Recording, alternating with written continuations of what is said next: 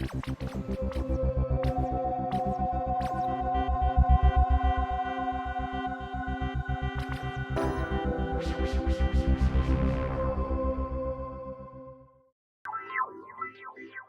coisa muito envolvente, assim, na hora que você entra no coro, tem uma coisa muito forte, assim, não só da música que se faz, mas dessa coisa de estar todo mundo junto, cantando, essa coisa meio tribal mesmo, de um monte de gente cantando junto, assim, tem uma força muito grande.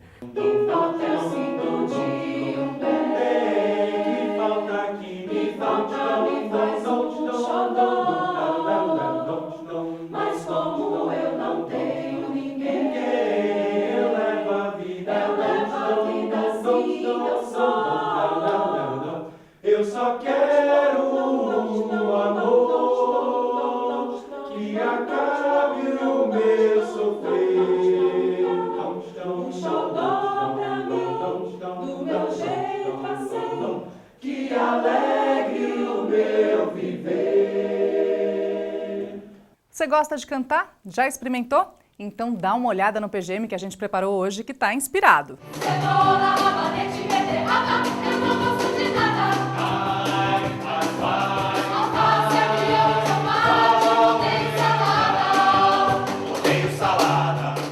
Coral mais de música popular. Grupos do Coral USP cantam do rock do Queen ao forró de Dominguinhos.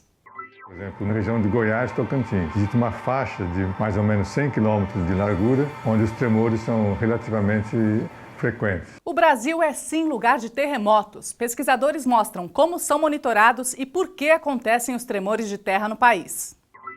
A ideia é usar esse nanocarreador, que vai atingir, na verdade, o tumor, fazer com que esse tumor reduza de tamanho e aí você faz a cirurgia. Em Ribeirão Preto, novas ferramentas para tratar o câncer e com nanotecnologia. Tudo isso aqui no PGM. Vamos lá?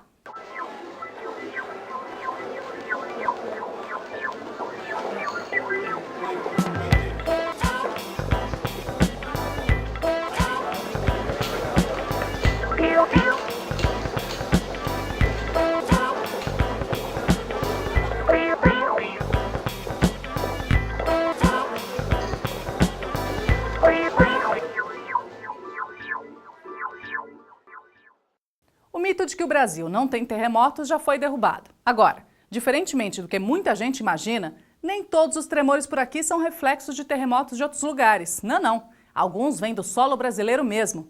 2 pesquisadores da USP se debruçaram sobre esse fenômeno e explicam o que acontece bem debaixo dos nossos pés.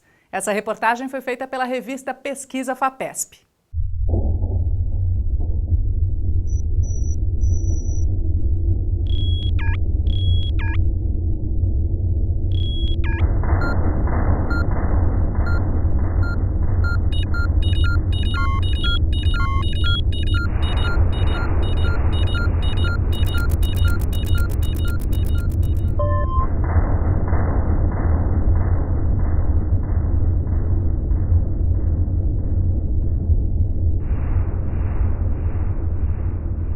O Brasil, apesar de não ter terremotos muito grandes, tem terremotos pequenos e médios em várias partes. Só que a sismicidade não é uniforme, quer dizer, existem regiões que têm mais tremores e existem outras regiões que praticamente não ocorrem nada nunca. Nas bordas das placas, essas tensões são maiores e elas se acumulam mais rapidamente. Grandes terremotos de magnitude 7, 8 ocorrem nesse contato entre as duas placas. As regiões do interior das placas aparentemente são mais uniformes, então é mais difícil você entender por que algumas regiões têm tremores e outras não têm. Por exemplo, na região de Goiás, Tocantins, existe uma faixa de mais ou menos 100 quilômetros de largura, onde os tremores são relativamente frequentes. Acessar o interior da Terra diretamente, coletarmos amostras do interior da Terra, é muito difícil. As pressões são muito grandes, as temperaturas são muito grandes. Os poços mais profundos são apenas alguns quilômetros. É nada, é uma casquinha de nada. Além de ser caro, você teria informação só daquele ponto. A única maneira é indireta. Através de dados sismológicos, através de dados gravimétricos, podemos ter uma ideia de como que é o interior da Terra. Há dois tipos fundamentais de ondas sísmicas, de vibrações sísmicas. A onda P, ou longitudinal, é o próprio som. O som que se propaga no ar é uma onda P. E é a primeira que chega porque ela tem velocidade de propagação maior. E existem as ondas transversais. Então, conforme a onda está se propagando, as partículas do meio oscilam perpendicularmente à direção de propagação. Essas são ondas S, têm velocidades menores, então elas chegam depois. Esse terremoto aqui do Afeganistão, ele gera ondas que se propagam pela Terra toda. Então, esse epicentro está do outro lado da Terra com relação aqui à região sudeste. Então, depois que ocorreu o terremoto, as ondas demoram mais ou menos 20 minutos até chegarem aqui no Brasil. Então, as ondas dos terremotos atravessam a Terra toda como se fosse raio-x. É uma coisa fascinante da geofísica, né? Sem sairmos da superfície, conseguimos estudar o interior da Terra. Essas estações estão recebendo vibração do chão em tempo real. Quando há uma oscilação um pouquinho diferente, que pode ser a onda P de um terremoto. Aqui a estação de Caçapava do Sul, por exemplo, agora está detectando uma oscilação um pouco maior. Nem sempre é uma onda P de um terremoto, pode ser uma outra perturbação próxima à estação. Às vezes passa um carro próximo, por exemplo. Quando há uma identificação de uma onda P mais ou menos na mesma hora em várias estações, o sistema identifica isso como sendo a onda P de um terremoto e aí, pelo tempo de chegada em cada estação, ele vai localizando o epicentro. Ontem, por exemplo, ocorreu um pequeno tremor no norte da Argentina. Todas essas estações registraram esse tremor e aí, analisando as ondas que chegaram nessas estações, o sistema, então, detecta de onde é que essas ondas vieram. E, em geral, a gente registra de 1 a 2 sismos por dia, a maior parte nos Andes. A gente usa as estações sismográficas não só para determinar o epicentro e a magnitude do sismo, mas a gente usa as ondas dos sismos para estudar a crosta terrestre embaixo de cada estação. Com o passar dos anos, a gente vai mudando as estações e vai cobrindo várias partes do Brasil. Esse trabalho foi compilando, então, a espessura da crosta embaixo de cada uma dessas estações que a gente instalou nos últimos 20 anos.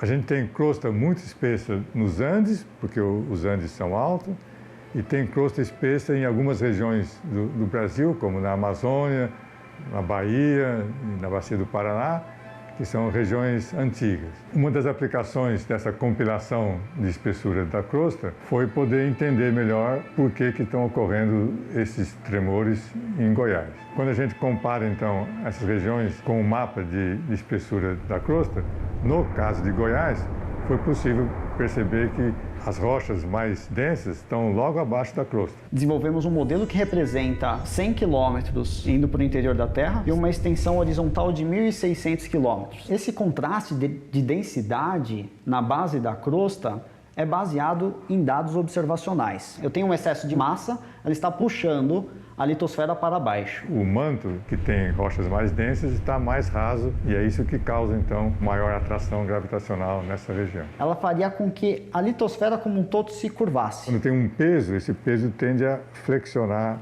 a crosta. Então ela se deforma, essa flexura por deformação causa pressões maiores na crosta superior. Porém, parte das tensões na litosfera elas são dissipadas. Isso ocorre principalmente em profundidade. Se eu esperar muito tempo, aquele estado de tensão se dissipa. Então, quando eu rodo o modelo ao longo do tempo, as tensões na base da litosfera tendem a diminuir e elas se concentram na porção superior. A simulação numérica ela é importante porque você pode ter uma ideia, digamos, qualitativa. Por exemplo, regiões entre crátons tendem a ser mais fracos e isso pode produzir mais tremores. Então é preciso ter uma noção quantitativa, você calcular quanto que as tensões estão aumentando para saber se aquele efeito de flexura causa uma compressão adicional suficiente para provocar tremores. O que nós mostramos no modelo numérico é que até a distribuição espacial dessa zona de grande compressão é muito semelhante à zona de sismos Goiás-Tocantins, como é observado. Porque você poderia ter um caso de ter anomalias positivas, ter rochas mais densas, ter flexura, mas essa flexura poderia ser ainda insignificante em termos quantitativos para provocar mais tremores de terra. O que é importante é conhecer as limitações do modelo. Isso não é a natureza. Nós retiramos algumas equações que governam alguns processos, conhecendo-se quais foram as simplificações utilizadas nessas equações, nós podemos ter uma ideia de até onde a gente pode ir com os modelos numéricos. É bem provável que em outras regiões, como por exemplo o norte de Mato Grosso, a região do Pantanal, que também são regiões com anomalias gravimétricas positivas, também sejam regiões onde o efeito de flexura é uma componente importante para explicar a sismicidade. A próxima fronteira, digamos assim, seria aumentar o número de estações e de estudos para poder ver se essa explicação também serve para explicar os sismos em outras regiões do Brasil. A maior parte dos sismólogos acredita que jamais vai ser possível prever terremoto. Toda a crosta está sob tensões muito grandes. Você está sempre perto da pressão suficiente para provocar um deslizamento e um terremoto. Até quando essa pressão, que já é grande, ela aumenta um pouquinho e é o suficiente para você ter o terremoto. O grande mega terremoto na América do Sul vai ser nessa região norte do Chile. Pode ser hoje à noite, pode ser daqui a 50 anos. É praticamente impossível você prever com segurança.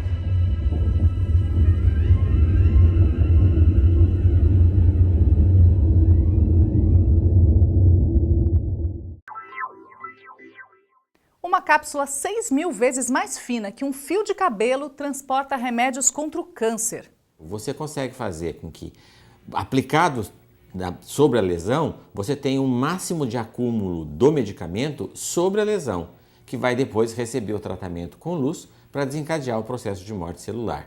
É a nanotecnologia a serviço da saúde. Daqui a pouquinho.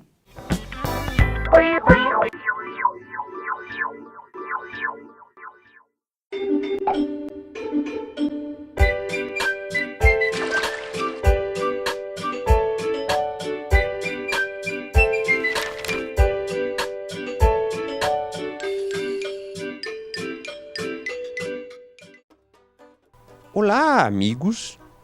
Tudo bem? Hoje eu vim aqui para falar sobre a fissura lábio-palatina. Você sabe o que é? O nome que a gente mais escuta é lábio leporino.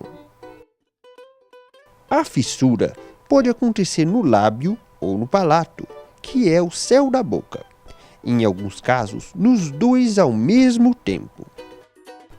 Pessoal, essa característica é bem mais frequente do que a gente imagina. 1 em cada 650 bebês no Brasil nasce com ela.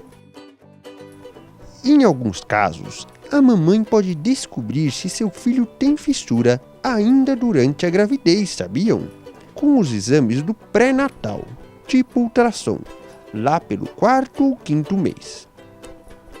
Se o neném tem fissura, a mãe deve procurar um centro especializado em anomalias craniofaciais, tipo centrinho, que é o lugar ideal para encontrar profissionais que orientam sobre os cuidados e tratamentos que o bebê pode precisar, além de ensinar como alimentar o bebê desde os primeiros dias. É isso aí, amigos! Não pode esquecer que o pré-natal é muito importante durante a gravidez. Até mais!